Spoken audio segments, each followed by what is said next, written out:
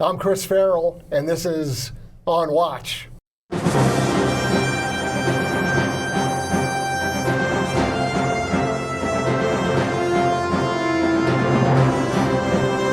to On Watch, everybody, the Judicial Watch podcast, where we go behind the headlines to cover news and information that the mainstream media would probably you really not know about, where we try to recover some lost history and explain the inexplicable. We really appreciate you joining us. We value your time and the fact that you're listening to this podcast on a streaming service or watching us on the video version of this podcast. Thank you. Please communicate with us. Let us know what you'd like us to cover and who you'd like us to talk to. Also, please subscribe, leave us a rating, and help grow this podcast. We've been going by leaps and bounds, and we really appreciate your continued support.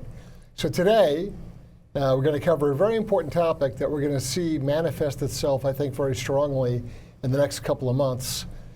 And that is what the intelligence agencies and what the sort of professional law enforcement intelligence environment is going to do in the next election. And who better to comment on all that than Dr. John Gentry. Dr. Gentry is a former CIA analyst. He's author of Neutering the CIA, a very fine book that I commend to you, and I recommend that you get wherever books are sold. Neutering the CIA, the subtitle of which is Why U.S. Intelligence versus Trump Has Long-Term Consequences.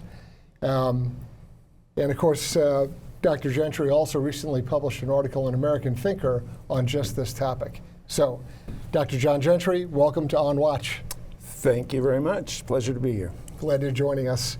I'll cut right to it. Your article in American Thinker just a few days ago says that you expect the intelligence world, the alphabet soup of agencies out there, but obviously most prominently the CIA, to meddle or to get involved in the next election. What's your foundation for that? Why do you believe that? Well, it has to do with what happened in the 2016 cycle. The long history. Happy to be talk about that. But the CIA in particular and the ODNI, the Office of the Director of National Intelligence, became quite politicized in the aught years and in the Obama years. The people there seem to be happy with the prospect that Hillary Clinton would follow Obama's trajectory in terms of policies, and then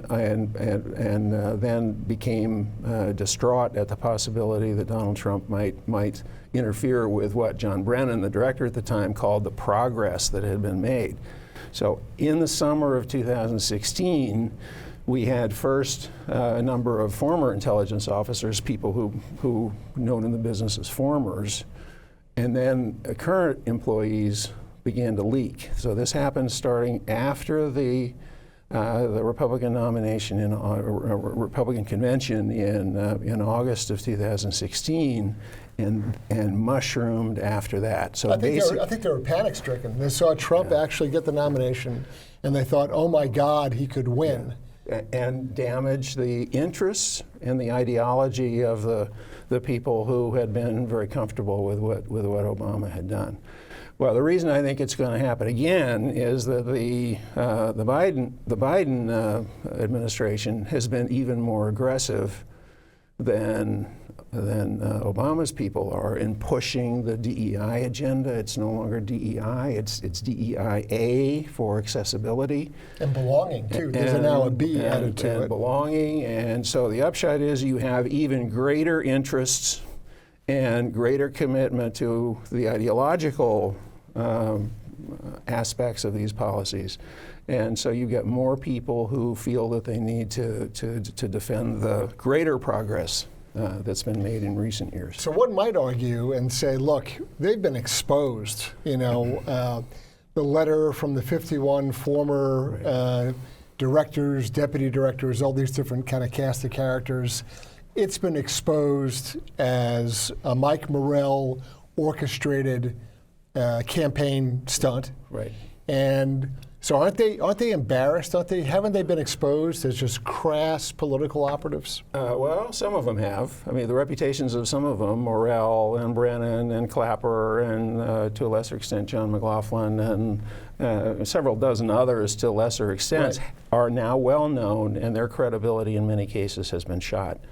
But the other major group, the leakers, were not identified or punished at all. Right. And they're the ones who have continuing interests as well as the ideological commitment. So I suspect what we'll see is that the leakers will reemerge, and there will be a new generation of formers who take the place of Clapper and Brennan. Although Brennan might come back, and I mean he's a guy who has got self-discipline issues. But my guess is that there will be a new generation of them.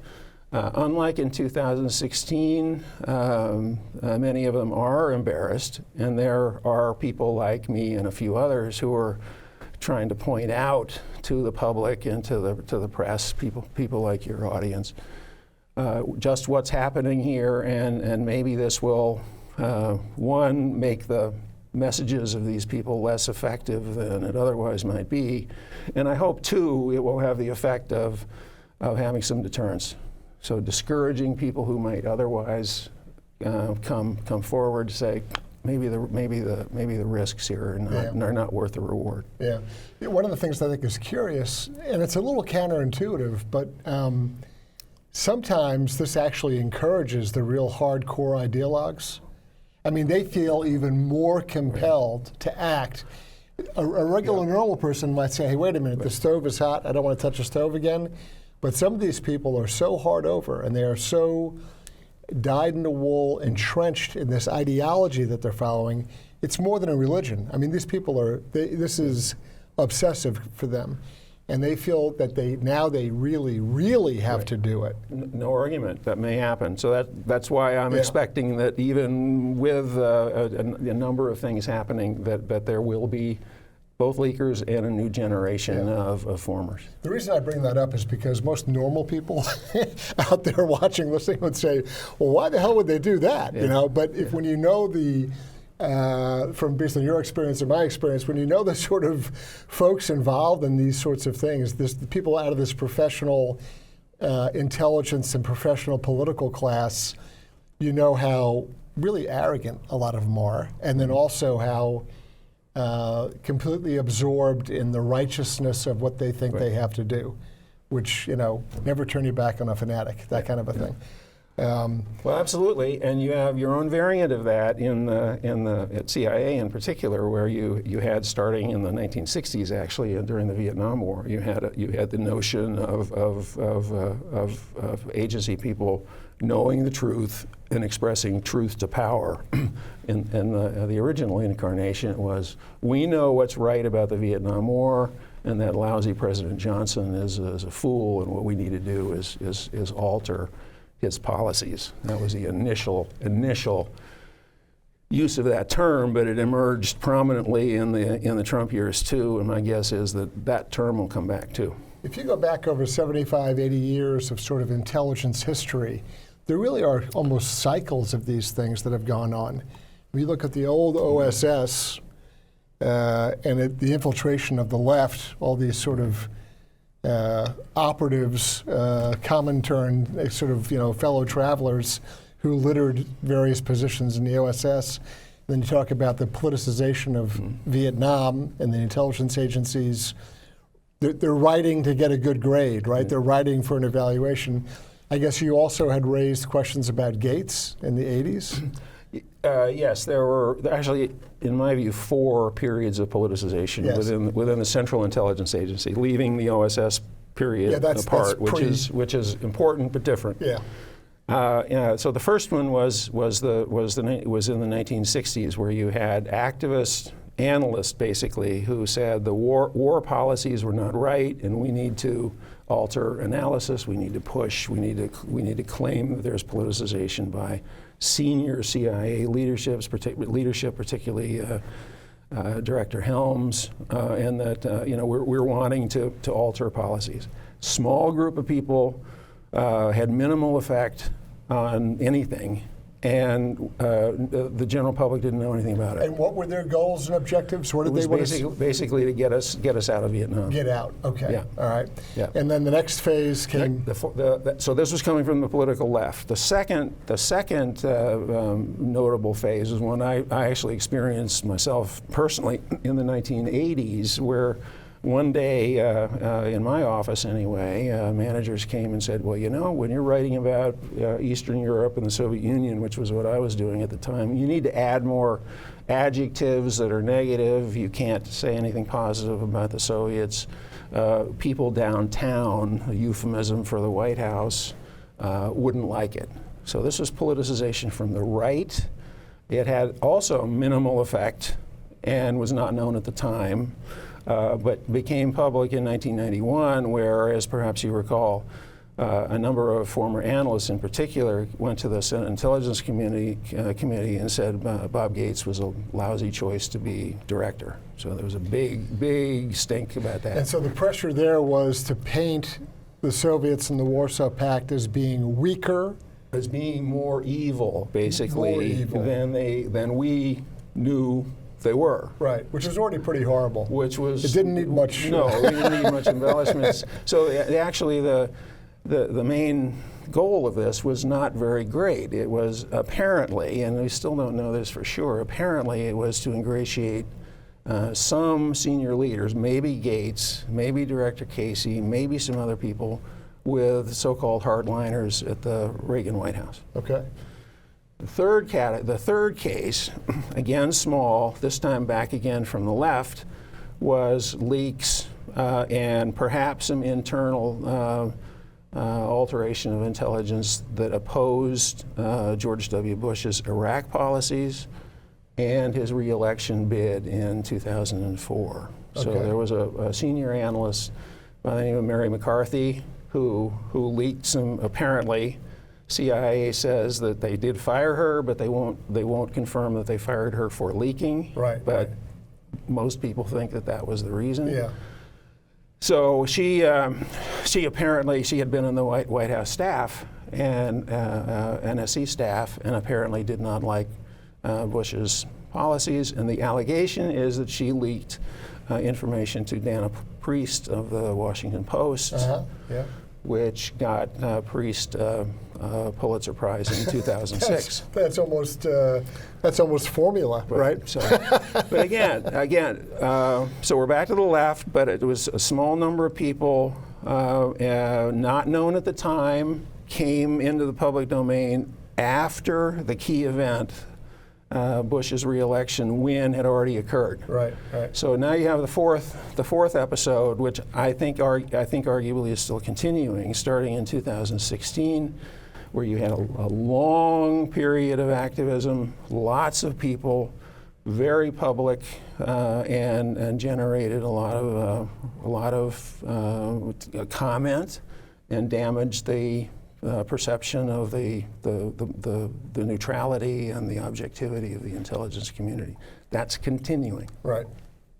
That's continuing. And that's manifested itself all sorts of ways. I think people, they've seen the drive and the push for all the kind of cultural Marxism that you can call DEI and critical theory and everything else that's sort of contaminated or been injected into all different environments, whether it's personnel issues or policies, or it's pervasive in my view. But then there's also seems to be little campaigns, so there's the thinking about it and writing about it, but then there's sort of the action arm of it, where people do things and make gestures and efforts to knock people out. And so, I'll give you two examples off the top of my head, and one is General Mike Flynn, who of course is coming over from, as having been director of the Defense Intelligence Agency, and he wanders over to the NSC. He's got all kinds of haters in the FBI who hate his guts. At DIA too. At DIA he's got haters, true, and he's also got haters at CIA. Yes. And this guy's got sharp elbows, and he doesn't mind saying what he's saying, but there's people that are very disturbed by him a variety of ways. And then there's someone like Eric Chiarmorelli, there's another example, who's a CIA officer detailed to NSC, And he and Vindman, of the Vindman brothers, I guess the younger Vindman, no, I guess, are they twins? Nonetheless, the two Vindman brothers, but they cook up this Ukraine scandal. And I mean, it results in an impeachment. That's pretty. That's a pretty effective maneuver. I mean, knocking out the head of the national security advisor to the president. That's one pretty aggressive action. And then the second action, again, I think by hardcore ideologues, results in the impeachment of the president. I mean, none of this is an accident. This just isn't just spontaneously occurring. These would be leaks, or in the case of the whistleblower, I'll just use that term. The whistleblower episode. These were current employees who had policy agenda.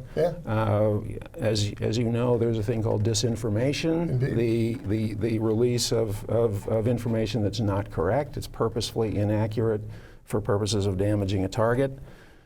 Roughly, and we saw that in the Flynn case earlier on. Right. There's a nice little quote in Mike Hayden, General Hayden's book, where he kind of parenthetically says, "Well, you know, and the leaks probably had an effect on the Flynn investigation." Right. So evidently they were involved there. They were involved in a number of other cases. We know several of them. And then, of course, the public people, the guys who were on CNN and MSNBC were talking publicly. And the Washington Post and the New York Times gave lots and lots and lots of space to these people. So there was an active collaboration between the anti-Trump press on the one hand, on one axis, and then another one that's important not to forget about is the relationship to the HIPC, the House Intelligence Committee. Chairman Schiff was an active collaborator with the whistleblower and in other cases. So you had a very unusual situation in the 2020 election in which you had an ostensible oversight mechanism in the HIPC. You had ostensible oversight and objective journalists in the print and electronic media working with, hand in glove, with people who were in or from the intelligence community working against a presidential candidate and then a president. It's never happened before. Yeah, so the first three phases that you discussed really amounted to sort of inside the Beltway hallway whispering campaigns, right? Mm-hmm. It's sort of it has effect, and it's consequential in the sense that these are the gears of the system are deliberately being kind of maneuvered and moved around to get an outcome. But in the grand scheme of things, there's no big explosive, change of policy, change of government. But in this last phase, I mean, we're off the rails. This is craziness. What's occurred? This is a soft coup. Well, you had Jim Comey, the FBI director, has said, in no uncertain terms, he wanted to leak to a friend of his at Columbia University Law School. Right. The intent of that was to give information to the New York Times. The intent there was to generate a special counsel in the form of Mueller. Right. It came out to be then an impeachment, and then a removal of then President Trump by the Senate, and he got almost to the end of that process. So there's a issue of the deep state and whether there was a coup, and I think there's been some loose terms here, but it is crystal clear that a number of people, Comey, Peter Strzok of the FBI, Brennan, and others, clearly had political action at the senior level in mind. And I think that, again, even though the personalities may change, that the underlying motive, more junior formers, and a lot of the people still in the business are thinking the same way. And I think the reason they're thinking the same way is because they've seen zero consequence to the people before them, I mean, basically they all got away with it, right? Yep. No one had the hammer dropped on them. In the case of the formers, these people are exercising constitutional rights to discussion. The issue of whether the civil military tradition you know about as an Army officer, senior officers are expected not to talk politics because their first name always remains General or Admiral. Right. We have never had that kind of an ethic in the intelligence community before because it hasn't been needed. I think we do need it now. If you're the deputy director of the CIA, the thought is you would fall in line with 200 years of generals and admirals basically keeping their mouths shut. And the long-standing cultural norm, particularly in the operations side at CIA, was silence. Correct. Secrecy. Yeah. We don't talk about the intelligence. Me in the intelligence business? No. I'm this or something else, or whatever. Worries about whatever. So you had a long-standing tradition that intelligence should not be discussed, let alone by me. And that's changed massively. So the culture has changed, and I think for people to really understand this, and understanding the intelligence business is hard because of the secrecy associated with it. But I cannot, I think, emphasize enough the importance of change in organizational culture. Part of it was an evolution. Society changes, and there were societal changes, but some of it was intended, and it was intended by President Obama and his subordinate officials, and then again by the Biden people. So I'll go back to what I was saying, and that is that I think that this new wave coming up to the next election is not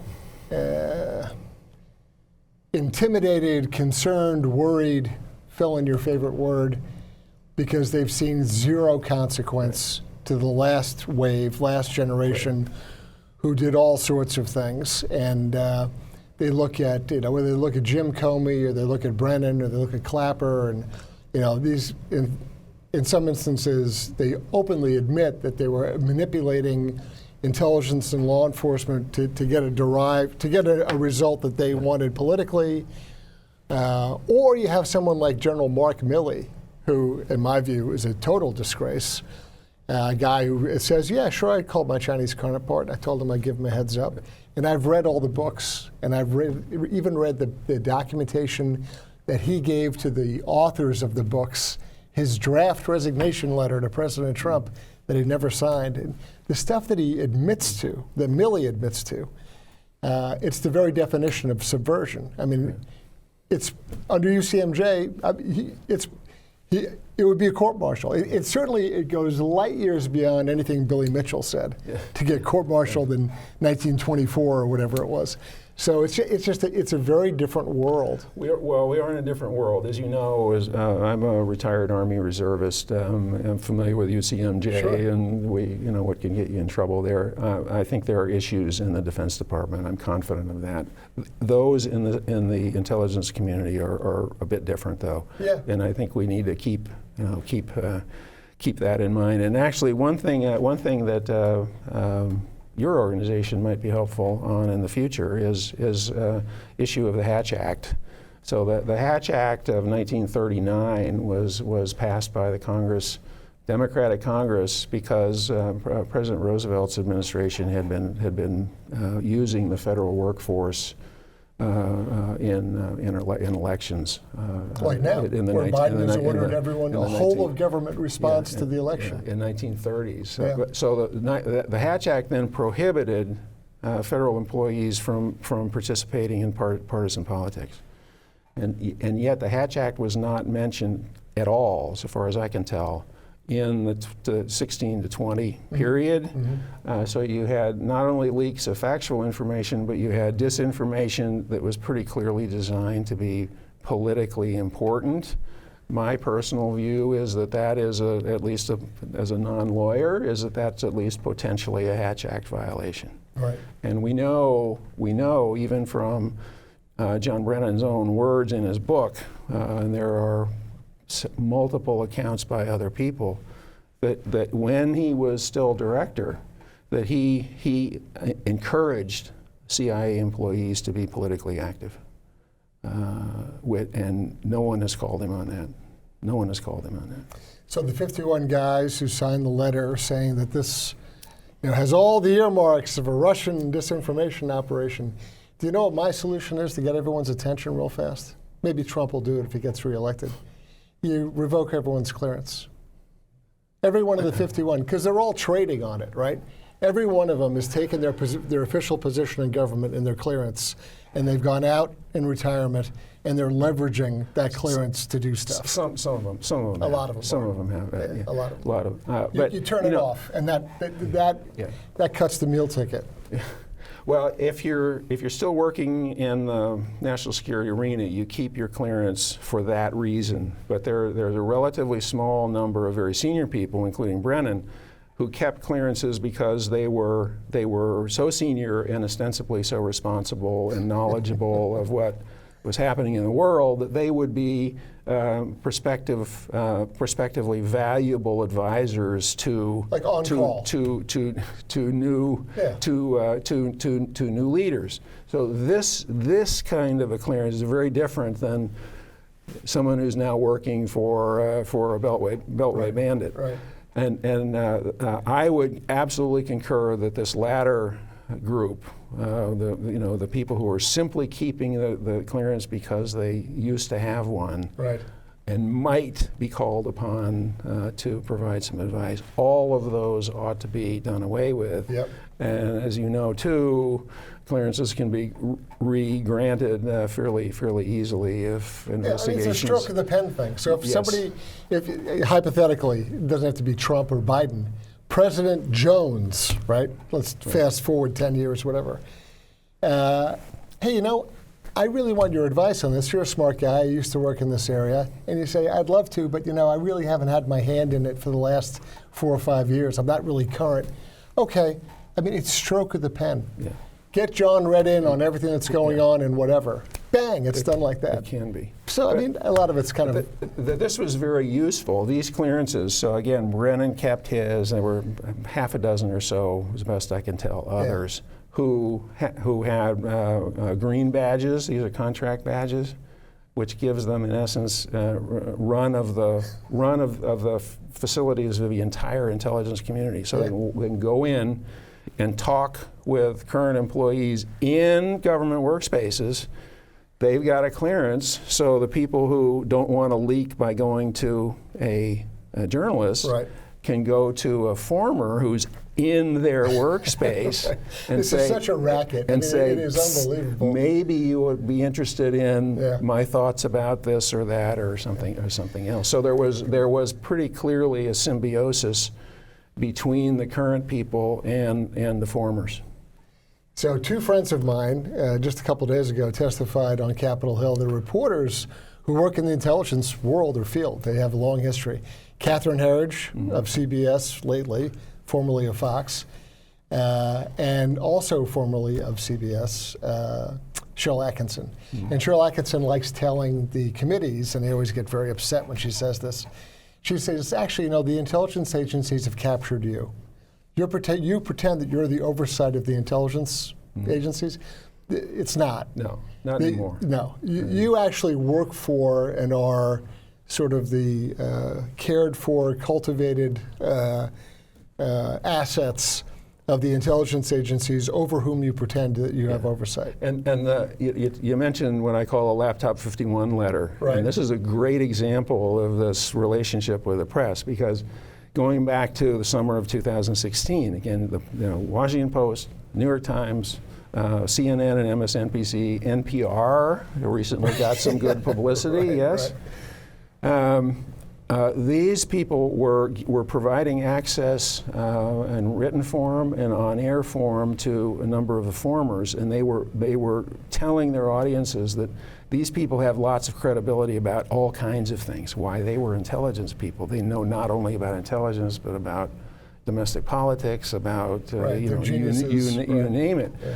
So what in essence I think they did on purpose was to provide credibility to the people who were talking out of school, talking domestic politics when they arguably, I think we agree anyway, should not have been. So these efforts gave credibility to a number of open letters that were typically organized by former intelligence people, not the agencies. Right. Had lined up a number of signers, and then they were published by Politico, usually, at which point the other agencies, the other news organizations picked up and pushed it. And that's what happened on the Laptop 51 letter. Right. So if you read it carefully, it does not say flatly that the Russians were behind this. It appears to have the earmarks of something that would be. So technically, the letter is correct, but the obvious effort was to create an innuendo. Sure. Of credibility of the former intelligence officers. Hey, this looks like the Russians are at it again. Therefore, dear voters, keep that in mind in the first Tuesday of November. Right. And it worked. And an absolute effort to influence the outcome of an election. Right. Indisputable. Yep. So I guess Cheryl Atkinson's point about the staffs becoming pets of the intelligence agencies, I think it's just worth chatting about for a second. So you have these members of Congress and their staffs who have these connections to and interactions with all the alphabet soup of intelligence agencies. And one of the ways that they get co-opted is, hey, I got a secret for you. You want to know about this? I'll tell you about this program. And they get briefed in on programs and activities, some of which are, legitimately classified and highly compartmented stuff. But at a certain point, like the weight shifts, and they become almost dependent upon this extra information and knowledge, and that's the method in which they largely become co-opted, and they're afraid to actually call them on anything. Well, that certainly can, and I'm sure has happened. I know some former staffers who certify that in the 80s and the 90s, most of their colleagues were trying to call it straight. But there is some literature about how the Oversight Committee, so that's the Senate Intelligence Committee and the House one, how they basically became partisan themselves. Right. So what originally was intended in the 1970s was to be largely, not completely, of course, this is Congress, largely apolitical on a part of the government that's not talked about very much publicly. Hence, the cameras aren't there, microphones are not there, so you can be serious overseers. And over time, according to most of the people who've looked at this, that initial intent has gone away, and you have now, blatantly partisan overseers in some cases. And again, Adam Schiff comes to mind. Yeah, because Schiff ran the impeachment out of the Intelligence Committee and held his hearings in a skiff. He was working with a whistleblower, and Yuri Berliner, the NPR expose recently says that according to his count, NPR had Adam Schiff on 25 times. Right. 25 times. What does that tell you? So they were then taking what Schiff said and making that the news, the reputable news that NPR was providing to the citizenry. So the title of your book, and we'll hold this up again, Neutering the CIA, which I encourage you to all run out and buy immediately, if not sooner. Neutering the CIA sounds like advice. It sounds like, hey, this is an aspirational title that you have here. The title of my publisher wanted it to be catchy, and it is. It is catchy, right? It is. So, can the CIA be saved in its current configuration? Well, I think it can be. It's an important institution. It needs to be saved. We've talked about formers, and we've talked about current people doing leaking. There has never been formal CIA policy to implement to be political. Although clearly, some of the internal policies, the DEI policies, the diversity offices, and so on, these helped establish the organizational culture that permitted what we have seen. But CIA in particular is a valuable and it's an important institution, and it needs to be fixed if it can.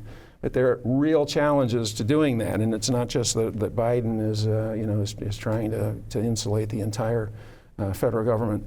But you have a small handful of political appointees at most of these agencies. They're just what, 3, I think. Don't quote me on that, but it's a very small number at CIA. And so you need to have very strong leadership, and you need to have an identification of people who are problems and people who can step up, career people who can move into important positions and help reshape the culture. The dysfunctional, from my perspective, cultural changes have taken a long time to develop, and I think they will take a long time to fix. That is the problem, is that there's a sort of insidious method in which they've been injected into sort of the bloodstream of the entity. The goal was long-standing, and the Marxists, I think we know, have lots of patience, and they're willing to do the sorts of things that they've done over an extended period of time to make the changes occur very slowly so that it's hard to identify. Yeah, we thought we won the Cold War back in 91, 92, and it turns out you have to add another couple of dozen years, and the essence, the thinking, arrives at our doorstep now. It's kind of a long, delayed victory.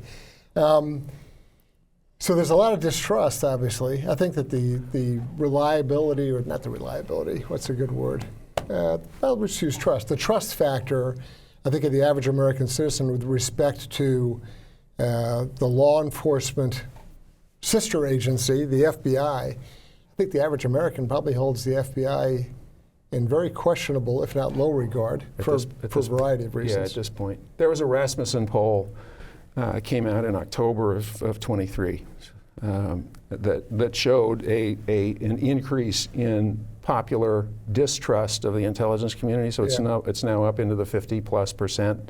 So more than half the population distrust the IC, and 65% of the people thought that intelligence is trying to manipulate the organized press. Right. I think it's probably true, but again, it's formers and leakers, not the agency's policies themselves. But again, also too, there's a collaboration here. So the press is manipulating intelligence to go after Trump, and vice versa.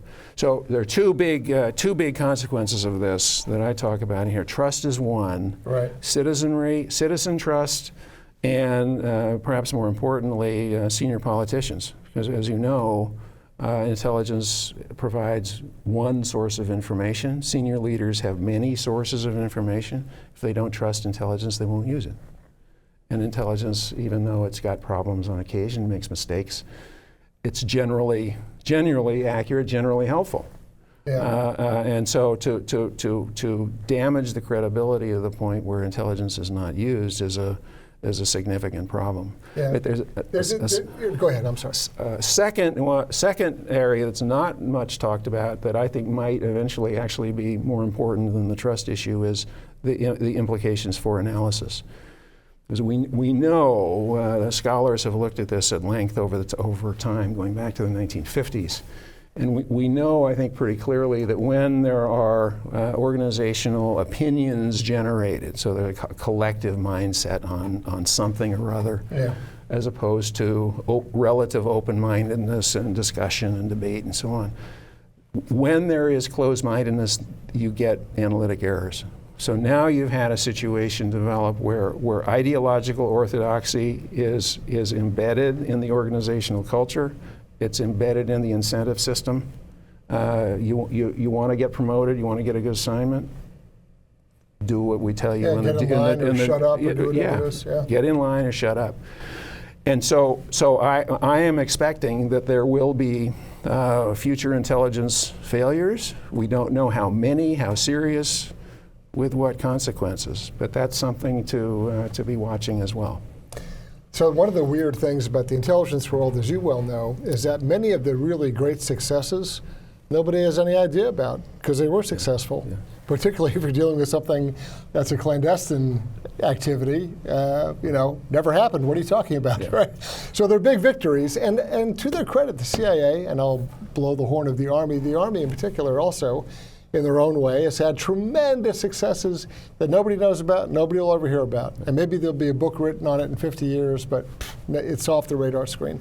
But what does rise to the surface and kind of show up all the time are horrific failures, or not even sort of like overt acts that are failures, but missed stuff. Things that should have known this, should have predicted this, should have. Why didn't we know about? How come this could have been? And so you can go and look at everything from October 7th in Israel to take your pick. There's a long list. There is a list. And so people look at the long list of things, and then they say, well, because it's so politicized now, if Trump had been president and these things had occurred, you talk about the leakers that are out there, boy, there would have been a fire hose of leaking. We told Trump he should have known, he didn't act, he didn't decide. Well, we had some of those in the 16 to 20 period. Right, but now you look at what Biden's been presiding over, and it's a pretty horrific list of foreign policy and international, all areas where the CIA should at least have an awareness, if not an active role. Right. That'll work. So the number of leaks has gone down. So there's several reputable organizations track the number of leaks in the Trump period, and all of them say that they were up markedly and correspondingly down again after January of 21. So two things to look forward to going into the future. I guess one is an election-oriented. I want to get your view on the sort of the election-oriented responsibility of citizens out there. And then there's sort of the larger functions of government type, what do we do about the CIA 2025 and out? So in the walk up to the election, what should people be aware of, thinking about, talking about, writing about? What should they be doing? All right. Be aware that the intelligence community has become politicized. Be aware that they use disinformation. In other words, they are inappropriately claiming intelligence knowledge about things that they don't know about on the some hands, but in other cases, particularly the leakers, they're actually making things up. So some of the leaks will be incorrect on purpose. So citizens, I hope, will come to understand this practice on the one hand, understand the techniques of disinformation, by virtue of knowing how this happens, be less receptive to it.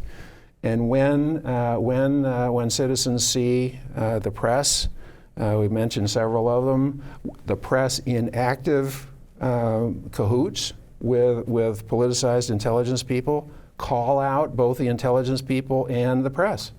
The press got away with this in 16 to 21 too. This is largely, my term for it is that the public is psychologically conditioned. Not quite Pavlovian, but there is a method and there is a deliberate point to the repetition and the hysteria and the drumbeat. And I think it really, even if the facts don't line up, that doesn't matter. Right. Our messaging is more important than the facts. There are some very sophisticated, psychologically sophisticated people who are in the media business, and it's tough. It's tough to stand up to these people. Some of them are very, very, very good. So I don't expect anybody, including the two of us, to be fully resistant to these things. But be aware that you're being attacked. Try to understand some of the techniques, and be skeptical of stories that seem not to be right. So that's the next few months out. But then the longer view, okay, here we are now. Where do we go? Neutering the CIA. what is, I mean, it may be tough to boil down, 500 pages to a couple of sentences, but what's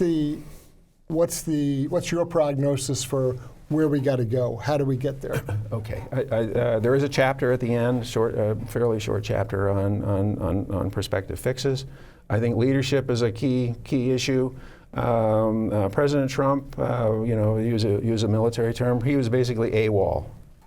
It was away on, absent without leave in the entire arena of federal government personnel management. Yep. So he had some people at CIA and the ODNI and elsewhere who were part of the Brennan-Clapper problem. It's pretty clear to me that there are a number of advisors to Mr. Trump now who are aware of this absence, shall we say, in 1621, and are determined to do something about it if they have the chance. I can tell you, I've told him directly to his face, your personnel is your greatest problem, and it's a massive screw up. Yeah. So you need then to choose your people who are going to be leaders of these agencies, the political appointees, very, very carefully, and give them a mandate to make significant change, and make sure that the president gives these people significant authority. And then I think it's important to be careful about who you pick internally, and it's important to alter offices. You got to get rid of the executive orders that mandate DEIA. You got to get rid of the diversity offices throughout the government. You got to get rid of all of the programs associated with them, and put in place not politicization of another sort, but the apolitical public service norm that for half a century served CIA and the intelligence community very well. I mean, this is really not a partisan issue. It is to the advantage of people of all political persuasions to have an intelligence community that is politically neutral, objective, and is as good as it can possibly be. And we're not close to that now. One of my solutions for trying to fix some of the federal bureaucracy this way has been really to adopt a DOD position. And that is, as you well know, every 3 or 4 years, you get a new assignment. And you can't do this in every single case, but in many cases, for example, I know for a fact there's Justice Department attorneys who've been homesteading in the same office for 20 years, literally. And at a certain point, you have to say to them, look, we're instituting a new program. We're going to have reassignments every 3 to 4 years, just like everybody in the military puts up with. Mm-hmm. And so you've got an exciting opportunity to go practice whatever type of law in St. Louis. And you're going to have to leave D.C. You got to go. Right. Go to St. Louis. And either they accept it or they say, you know what, I'm going to go do whatever I'm going to do outside. Yeah. And that helps, I think, break up the institutional calcification of what's going on. I think that makes good sense in some places. I'm a little bit less enthusiastic about that in the intelligence community because expertise, knowledge really is important. And one of the problems I think actually that we've had going back to the 1990s is this notion that took hold in the Clinton years. Doug McKechen was the deputy director for analysis at that point. And he basically said, well, we don't really need expertise. What we need is people who can gist incoming cables, write well, write quickly, write coherent messages, but expertise was not part of the issue. And so over time, the organizational culture said, well, you need to go here, here, here, and here every 2 or 3 years, the Harvard Business School approach. And by being a generalist and not being expert in much of anything, then that might get you the corner office on the 7th floor being the executive floor at CIA. So it hasn't quite worked as planned at CIA. Yeah. And I'll give you, I can see instances where there's particularized, very specialized knowledge of a subset, right, of a geography or a situation, or that you need to have somebody who's the resident genius on whatever it is. But I think that those guys are kind of the outliers, and for the most part, the concentration of power is what is, power corrupts, and absolute power corrupts absolutely. That's kind of a thing. And anyway, so Is there something that I should have asked you that I didn't, or something that you want to say or talk about that I'm totally missing the boat on? No, I think we've covered a lot. I do encourage citizens to be attentive here. That's important. It's a role that intelligence can have, and I would encourage organizations like Judicial Watch to be on the lookout, asking for internal documentation on policies that are DEI related. These are cultural Marxism oriented things, and we have. And some of them are not highly classified. And I would encourage you again to keep the Hatch Act in mind. We were in court today on a hearing about the communications of Mr. Sesman, who you may remember was Hillary Clinton's, one of her attorneys, because he had gone out to the CIA and said, I need to talk to somebody about something. And essentially he was feeding bad information into the loop just to see what would happen. And Sesman was not convicted. Durham couldn't get a conviction on him, but there's a pretty interesting established channel between Sesman and CIA. And so we had FOIA'd CIA seeking those records and documents, because obviously something exists. And CIA didn't even answer for a year, and then now I think it's been another 2 years, and they're still playing this kind of game. Don't ask me, we don't know. And so we continue to battle. We'll keep doing what we do and try to get the information out. John, thank you very much for coming here. So once again, Dr. John A. Gentry, and the book is Neutering the CIA. We appreciate your time and your commentary. It's great stuff. And I kind of hope you're wrong. I kind of hope they don't get involved, but I think you're right on the nose that they will once again be involved in another presidential election. Too. Thank you for joining us. We appreciate you taking the time. I'm Chris Farrell, on Watch.